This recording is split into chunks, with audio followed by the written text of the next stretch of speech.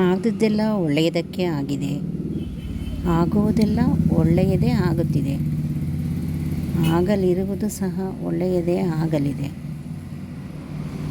ರೋಧಿಸಲು ನೀನೇನು ಕಳೆದುಕೊಂಡಿರುವೆ? ಕಳೆದುಕೊಳ್ಳಲು ನೀನು ತಂದಿರುವುದಾದರೂ ಏನು? ನಾಶವಾಗಲು ನೀನು ಮಾಡಿರುವುದಾದರೂ ಏನು?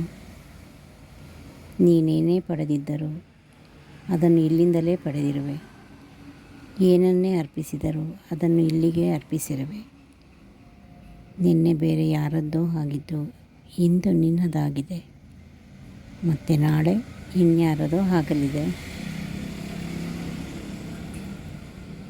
ಇದು ಜೀರ್ಣಿಸಲು ಕಷ್ಟ ಅನಿಸಿದರೂ ನಿಜ ಅಲ್ವಾ ಸ್ನೇಹಿತರೆ?